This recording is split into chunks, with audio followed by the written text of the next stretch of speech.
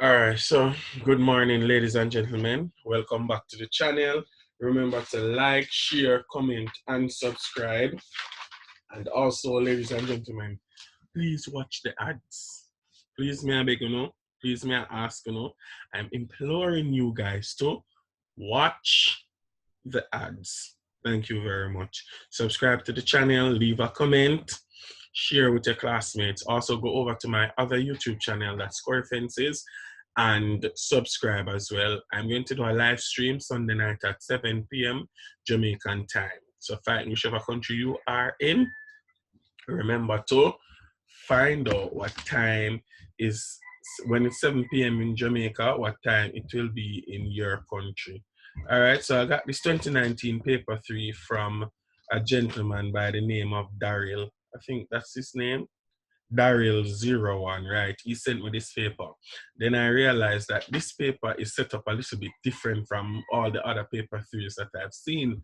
This paper three, this is the 2019, January 2019 paper three, is like proper research. So I said, oh my gosh, I had to go through this so that the students can benefit, because it's set up a little bit different from the other paper trees that I am used to. Understand, ladies and gentlemen? So now I have to go through this. It's a little bit harder. So just take your time, watch the video as much as possible to see how much you can actually learn from it. All right, ladies and gentlemen. All right, now let us begin. Let's get this big. Remember, watch the ads. Don't skip them. Do not skip the ads. Watch them. Watch them. All right. So let's go. I'm trying to be as energetic as possible, because I'm not too long wake up and I'm still tired, but I have to get this video out because I have a lot to do today. So I'm trying to get this video out before I actually go on the road. All right. So let's get in the paper. So a government health agency asks you to prepare a report on the playing of loud music in public transportation vehicles in your community. In order to prepare the report, you decide to conduct research so that your findings and recommendations are based on actual data. Again, a government health agency asks you to prepare a report on the playing of loud music in public transportation vehicles in your community. In order to prepare the report, you decide to conduct research so that your findings and recommendations are based on actual data. 1A now says, write a problem statement that will guide your research. So a problem statement that you could write is, how does the playing of loud music in public transportation vehicles impact commuters in my community? Right? So that's an example of a problem statement. Now, B says, identify two terms from your problem statement that you will need to decide. So you need to focus on the terms that are important, that you need to define. So identify two terms from your problem statement that you will need to define. That's pretty easy. So two terms that you could define is loud music and public transportation, since the research is surrounded by the playing of loud music and public transportation. So you define what is public transportation and what is loud music. Good. C now says, other than a direct interview, identify two research instruments you can use to gather data from the research. The questions are pretty straightforward, but you need to have some idea of research practices in order to answer this. If you don't have any idea of research practices, then you might not be able to answer this paper. So please do your research. Please, I'm imploring you guys, do your research for the paper 3. This paper 3 is for private candidates. So do your research. All right. C says, other than direct interview, identify two research instruments you can use to gather data for the research. So two research instruments are questionnaire, and you can use an observation. Observation technique can be used. So questionnaire and observation. Great. D now says, state two problems that are likely to experience if you choose the direct interview method to gather data. So you must look at the disadvantages of using the interview method or problems that might arise. You must know this. All right. It is costly and time consuming to do the interview, right? And also there is less anonymity. And this is a big concern for many, right? Because the interview, the person is there, so they might be saying large Jesus, you might be recording them, you might be writing down their name so that their identity can be revealed with the interview, while other techniques might be anonymous, right? Now, let's continue. 2A. Suggest one research question you will pose to guide the research. Remember, one research question, as I've said in my previous video, you can always reuse questions. Don't stress out yourself too much to write new question, reuse question. But if you want to come up with new question, then it is still fine. That's perfectly fine. So 2A says, suggest one research question you will pose to guide the research. Your research question should be surrounded either cause, effect, or solution, right? So form a question for your research question, form a question around cause, effect, or solution. Choose anyone because this question asks you for one.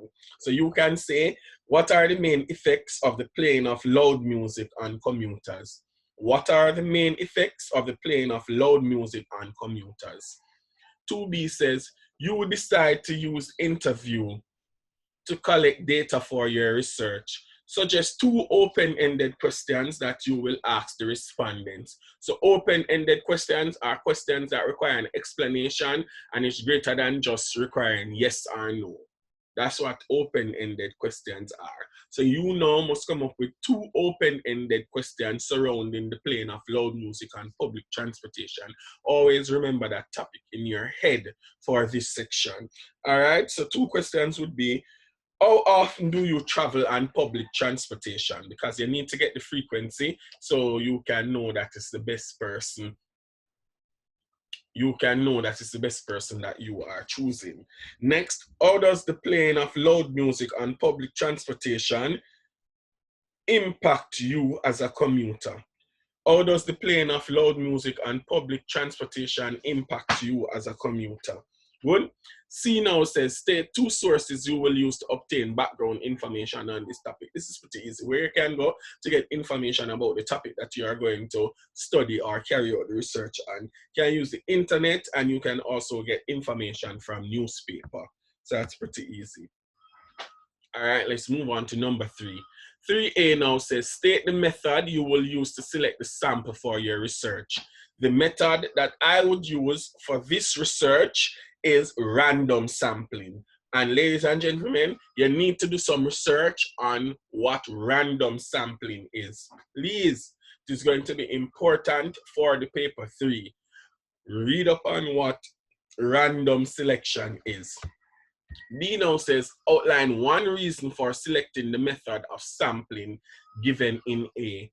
Why, this is asking you, why have you selected random sampling? So I have several reasons here. It asks for one, but I'm going to give you several.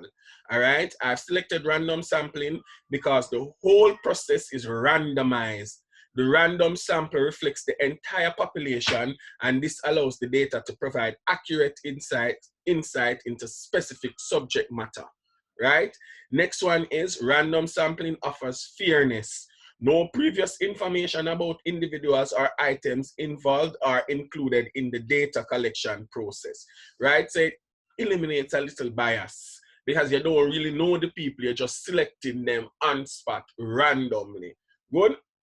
Also, little knowledge about the subject topic is required by the researcher. You, the researcher, you don't have to know a lot about the subject topic because with random sampling, question is asked and then the answer is provided by the respondents. Understand that? All right. C now says, state one disadvantage of using the method selected.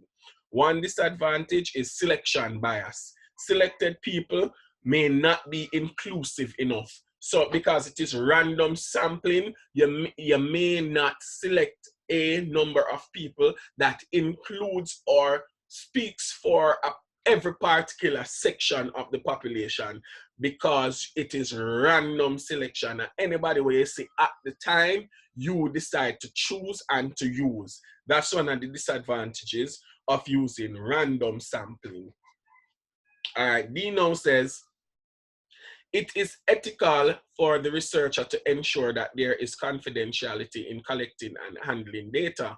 State 2 ways by which you will protect the identity of members of the sample. So how will you protect the identity of members of the sample? It's pretty easy.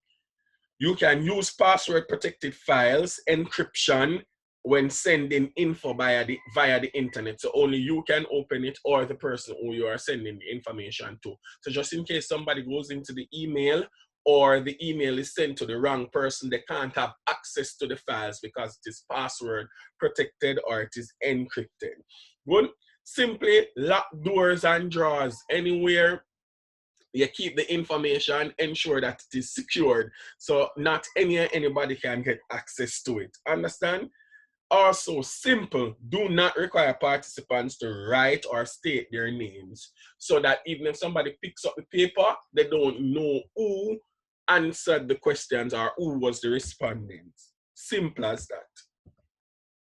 Now, we're moving on quite nicely, man, because I want everybody to get maximum marks for this paper 3, even though it is set up a little bit different than the ones that we are used to. Good. Questions 4 and 5 are based on the case study presented below. Read the case carefully and answer both questions. Madison High School is located in the village of Mount Young. The school has a population of 946 female students ranging in age from 12 to 18 years. The principal was concerned about 2 main issues affecting the school population.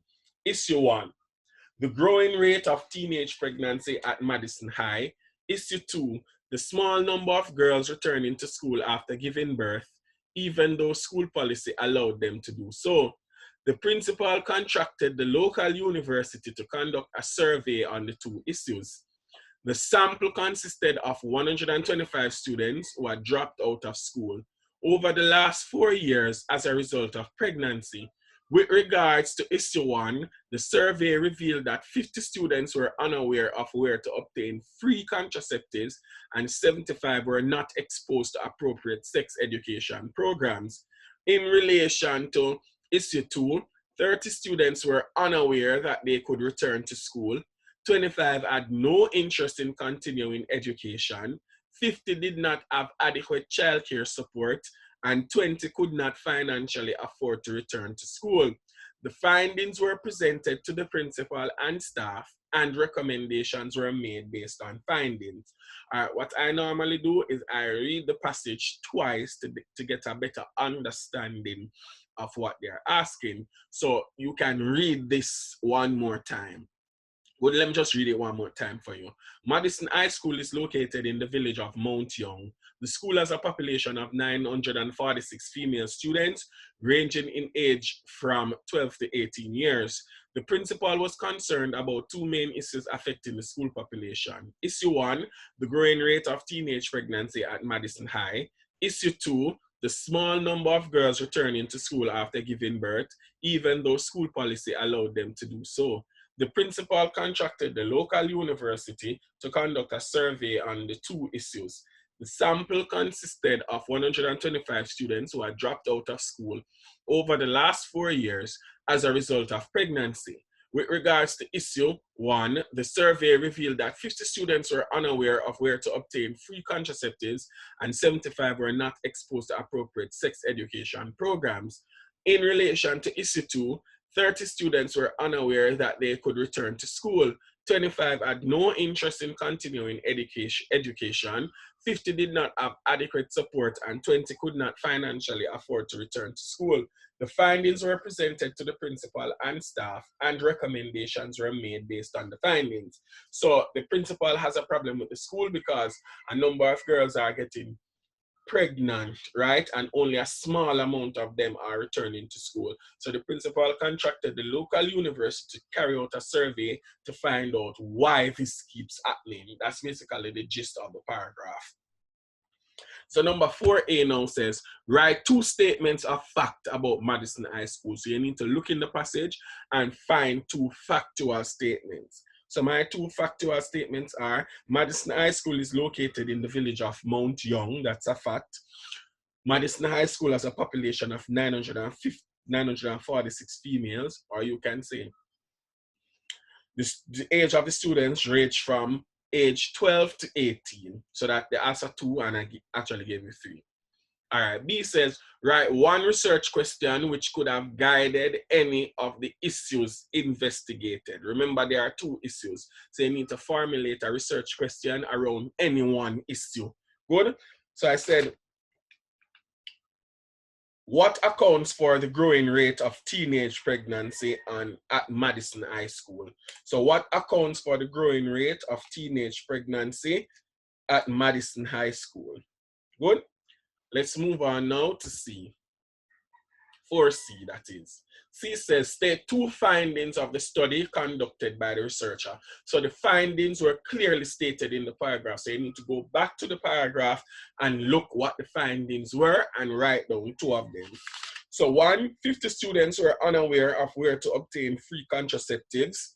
2, 75 students were not exposed to appropriate sex education programs. Those are 2 findings. Now, D says, outline 1 problem that researchers might have encountered in collecting the data from the study. 1 problem is refusal to participate by chosen respondents, right? So researchers might have had a difficulty finding study participants because of the nature of the research, which is teenage pregnancy. You know, sometimes girls don't want to put their business out there like that. Another problem could be that the research was very time consuming and required a lot of energy and effort. That might have been a problem as well. Understand, ladies and gentlemen? Okay, great. Now let's move on to 5A. All right, cool. So 5A now says, the table below represents the data collected for issue 2, right? Complete the table by calculating and inserting the percentage of respondents who indicated that they 1, lacked adequate childcare support. 2, could not financially afford to return to school. So you need to find the frequency, that's the amount of persons who said it, and the percentage. So the issues are unaware that they could return, not interested in returning, but the 2 that you need to complete is lacked adequate childcare support, could not financially afford to return to school, and you see the total, that's the frequency and the percentage. So what you need to do in order to find the percentage, or to consult my mathematics friends, because I'm not a friend of mathematics, and that has been my challenge. However, I've decided to learn how to work out this so I can assist you guys as best as possible. Remember, I am not a friend of mathematics, I'm just a try a thing, right? So the frequency is, sorry, and then 16. So the frequency, let me bring up my calculator. To work out the percentage is 30 divided by 125 times 100. So 30 divided by 125 times 100. You see, you get the 24%. So unaware that they could return, 30% said that, that's 24%. Not interested in returning, the same 25 divided by 125 times 100 give you 20%. Good. Lacked adequate childcare support is supposed to be 50 divided by 125 times 100, and you get 40. So the third slot, lacked adequate childcare support, 50 is the frequency, the percentage is 40. Then now we have could not financially afford to return to school. So you do 20 divided by 125 times 100 equals 16. So everything should add up to 100. So 24 plus 20, that's 44, plus 40, that's 84, plus 16, you get 100. So you see that I am learning and my mathematics is correct. right? If you're not so sure, please re-watch what I just did again as many times as possible until you actually get it, or research how to calculate simple percentage. Good. B now says state one method other than a bar graph or a table that could be used to display the data. What you can use outside of a bar graph and a table is to use a pie chart. You can use a pie chart to represent the data as well. All right. We are now on our bar graph, up on the bar graph. So C says, on the grid provided below, use a bar graph to display the number of respondents who supplied each reason given in the table. Marks will be awarded as follows: axis labels 2, accuracy of bars 3. You can watch my previous paper 3 video, I think it's the 2015 one. It's on my channel to see how I actually did the bar graph, because I did the bar graph and I put up a picture to show you how it is done. So on this axis to my left, you are going to put the percentage. So you start from, so see it start from 0, it's already labeled for you, which is easy. So you have 0, 10, 20, 30, 40, 50, 60. And between you can count. So you can say 0, then right little above 0, yeah, you can say 1, 2, 3, 4, and then right there would be 5. So you'd be correct. So you would have between 0 and 10, 5. So like for 16, you know, you bring it up a little, one little dot over 5 to get the 6. If it's your 4, like how you're going to work with 24, I believe, you're bringing one little dot below the 5. Understand? Look at my previous video and you'll understand. So you plot the graph. So over onto my left, on this left axis, you put the percentage. Below the paragraph now, from left to right, going across, right? I think this is horizontal. Going across is horizontal, going up is vertical. So vertical going up over to my left, you put the percentage. Below here, going from left to right, horizontal, you are going to put what the issue is. So you're going to put the issue. Then now, so for the first issue, that is, let me go back to this.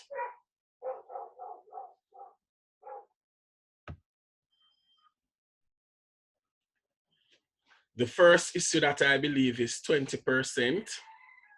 So you're going to draw that bar graph first. So you just use a little pencil and you draw from 0 to 20. And I normally put some slant lines for the marker to know that this is the bar graph for 20%. So the first issue is, I'm trying to go back on this, but it's not going back.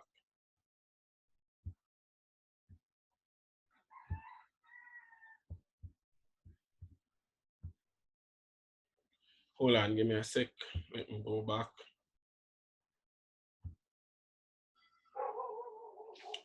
All right, so we're trying to get the first issue. So the first issue is unaware that they could return.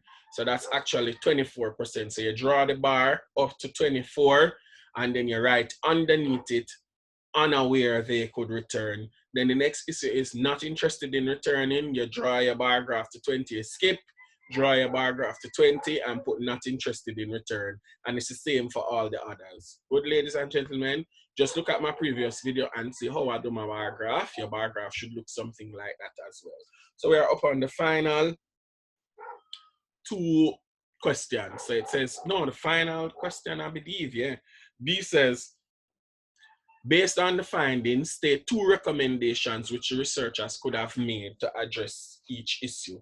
So issue 1, you need to come up with 2 recommendations. So my recommendations, state 1 recommendation, sorry, 1 recommendation is what we need. So for issue 1, I'd say start an education campaign to inform the students where to obtain contraceptives, right? Because a lot of them said that they didn't know where to get contraceptives. So start an education campaign encouraging them where to get contraceptives. You could also, even though it asks for 1, I'm giving you 2 here, sex education programs in school, because there was a lack of sex education programs according to the respondents. So you can do that. And the simple good old one, promote abstinence. Abstinence makes sense. For issue 2 now, also education campaign to promote a return to school, because a number of the girls were saying that they did not know that they could return to school after giving birth.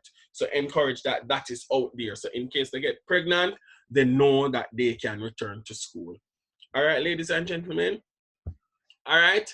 Thank you guys for watching and subscribing, and I wish you all the best for the exam. Please ensure that you like, share, comment, and subscribe, and watch the ads as well. Please remember to watch the ads. Thank you guys. Follow me on Instagram at Social Studies Wiz. That's Social Studies Wiz on Instagram. Thank you guys for your time and effort, and I wish you all the best in your endeavors. Thank you.